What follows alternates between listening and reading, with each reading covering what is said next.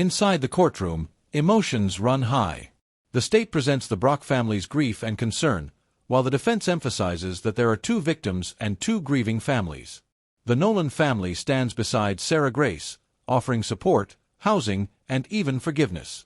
At the heart of this case is more than the gravity of the offense. It is about the future of a young sibling and the broader questions of safety, influence, and justice. This hearing is far from simple. It is a complex collision of loss, protection, and the challenge of determining what accountability should look like when tragedy touches both sides.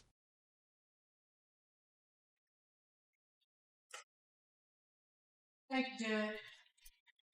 I will respond in turn to the state's argument and then go into what it is that we have specifically for Sarah Grace.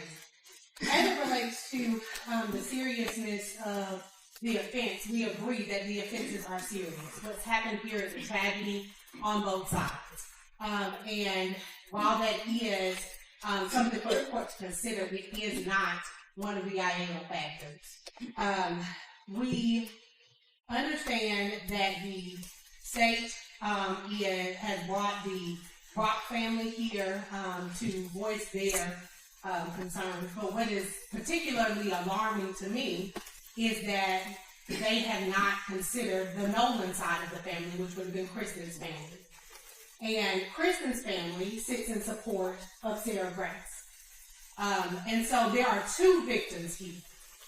While there are victims on the Brock side of the family who voice their concerns for their safety, there are victims of family members who are on the Nolan side of the family who have not voiced that same concern. As a matter of fact, they're here in support of her and willing to have her live with them. The grandfather, who is Kristen's father, Sarah Grace's father,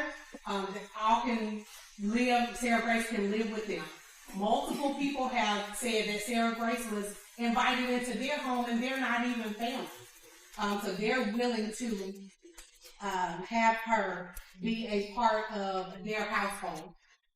With that being said, as far as the influence or threat of influence, as the state puts it, of the 6-year-old sibling of Sarah Grace, there are means for the court to avoid that contact. If the child, I don't even know that the child is 6, I think the child may still be 5. The defense contends that any concerns regarding sibling contact can be addressed through court-ordered restrictions. They maintain that Sarah Grace meets the legal criteria for release. She is not a flight risk, does not pose a danger, and has not attempted to influence witnesses. Allegations of hidden financial resources remain unproven, and despite having opportunities to flee, she never did. Their argument is straightforward. The law supports her release. I have not yet turned 6. But I don't know this, but there's not a cell phone for a 5-year-old or a 6-year-old.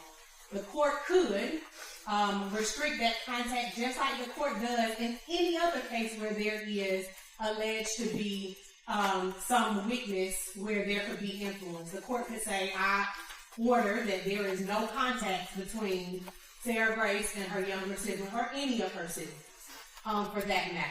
That can be remedied if that is, in fact, a concern for the court. What we have shown through our witnesses, Your Honor, is that Sarah Grace does, in fact, meet the requirements of the statute, in that the court shall be authorized to release a person on bail if they find that they pose no significant risk of fleeing the jurisdiction of the court or failing to appear in court when required, no significant threat or danger to any person in the community or any property, no significant risk of committing any felony pending trial, and no risk of intimidating witnesses no significant risk of intimidating witnesses or otherwise obstructing the administration of justice. As it relates to the financial resources of the family, there has been no testimony as to what those resources are. Just that the Rock family believes that the Nolan family or Kristen's family has these grand resources in some regard that could assist Sarah Grace in being a flight risk. If that were the case, Your Honor, again, I remind the court that the incident took place in February, and she had gone to visit the Jensen household in Alabama between that February and July time period. If, for some reason, there was to be this enlightenment that I should run, there was ample opportunity at that time.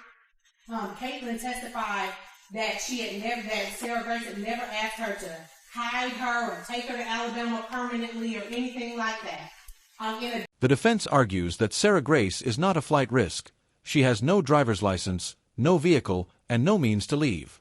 They highlight her lack of criminal history, absence of access to weapons, and no evidence of intimidation or obstruction.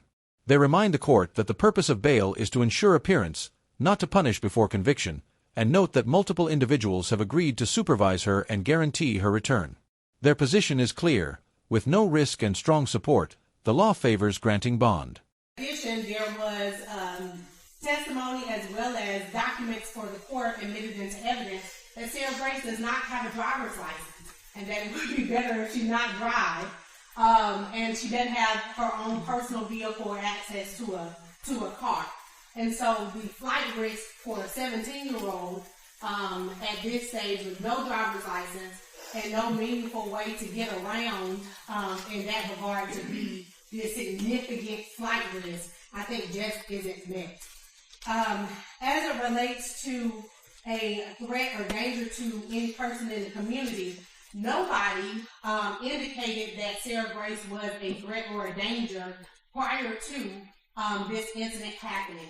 And what we know is that hindsight is 20/20, and they're looking back on what they believe happened, and we assert Sarah Grace's innocence, and she is presumed to be innocent as she sits before the court, is that they're looking back saying, if she's capable of doing this, then she must be a threat. But that does not muster what is required to be a significant threat or danger. There's no indication that she has access to any firearms. Further, the court could order that she not have access or touch or be around or in the home with any firearms or anything like that. As it relates to a significant risk of committing any felony pending trial, that is typically put into the mix when there is a significant criminal history. Investigator Rogers testified that there was no criminal history before Sarah was arrested for these crimes, and there was there was documentation as to the GCIC that was admitted in Defense Bond Exhibit 1. In addition to that, Your Honor, she poses no significant risk of intimidating witnesses or otherwise obstructing the administration of justice, other than Ms. Brock's feeling that she may be an intimidation to the 6-year-old. There's been no evidence, no testimony about there being any type of intimidation that has gone forward from this. Just that they believe she may be manipulative. And I understand that emotions are high, and that's what the Brock family believes. But again, I remind the court that the Brock family is not the only victim's family. There is the Nolan family as well, who do not share those same sentiments. Your Honor, in addition to those IALA factors that are in subsection E1 of the statute, there is subsection E2 of the statute that requires that Your Honor consider the purpose of bail. And we have the purpose of bail is given to us in IALA, which is the purpose of pretrial bond is to prevent punishment before a conviction and to secure appearance in court. There is no indication that Sarah Grace would not be here for any appearances in court. There are several people who are willing to bring her, who testified that they would be in charge of that. And also to prevent the punishment before a conviction. Again, IALA, that the state cited, is very clear that the most fundamental premise of our criminal justice system is that a person ought not be punished for a criminal offense until the state demonstrates guilt beyond a reasonable doubt. It goes further to say that unless the right to bail before trial is preserved, the presumption of innocence secured only after centuries of struggle would lose. The defense reminds the court that bond exists to uphold the presumption of innocence, a right Sarah Grace still retains. They argue they have met their burden by presenting witnesses and evidence of her strong community ties. Unlike cases where no support is shown, they emphasize that multiple individuals are willing to vouch for her. Their conclusion is clear: both the law and the evidence favor her release. Its meaning. So that is the purpose of pretrial bond, is to preserve that presumption of innocence, which Sarah Grace enjoys at this moment. She is cloaked in the presumption of innocence, unless and until the state can prove her guilty beyond a reasonable doubt. That beyond a reasonable doubt standard is not met at this bond hearing. I know that the state only has the burden of persuasion in this bond, and we have the burden of production. We have met our burden of production, Your Honor. As it relates to her ties to the community, I do want to call the court's attention to Dunn v. Edwards, and that is 275 Georgia 458. It is a Supreme Court decision. 275 Georgia 258. I have a Thank you. copy for the court if I may have right. Yes, ma'am. Thank you. And that discusses what is required as to the burden of production on the defense as to ties to the community. In a murder case, the defendant was charged with malice murder. And the court in this case said that there was a failure of the defense to satisfy that initial burden, because the only testimony presented at the bond hearing on the issue of the defendant's ties to the community came from the investigating officer, who only testified that the defendant lived in Athens, and that was it. There was no evidence that the defendant had continuously lived in Athens for any significant period of time and had any significant involvement with family, friends, or institutions in the community. That he had a job history or that he had a reputation for reliability. Here, the defense has... The defense points out that they have demonstrated strong community support, presented multiple witnesses, and shown that Sarah Grace has no criminal history. They remind the court that bond conditions such as GPS monitoring or house arrest can ensure both safety and compliance. With Sarah Grace currently held in solitary due to her age, they urge the court to uphold the presumption of innocence and grant pretrial release. Presented those things. So we present Dunn in juxtaposition or in a distinguishing way, and that we have produced several witnesses, 6 to be exact, as well as 8 letters of support showing her ties to community through family, friends, also institutions in the community. We have the Catholic Church, the pastor of that church, coming to speak on behalf of Sarah Grace, saying that they would be willing in any way to facilitate her being able to get bond, whether that meant staying there, facilitating somewhere for her to stay. Ties to the community for a juvenile is a bit tricky, for lack of a better term. A juvenile has to go where their parents make them go. And I think that is, if there is a concern about Sarah Grace moving around, there being middle school in East Coweta, and then her from 9th grade on going to Central High School, which would be a 4-year period here in Carrollton, that concern should be tempered with her being a juvenile at the time and her having to move wherever parents would have her to be. So that is the demonstration of ties to the community. Any risk to the community, I point the court's attention to Creedmoor v. State, and I provided the court as well as the state copy.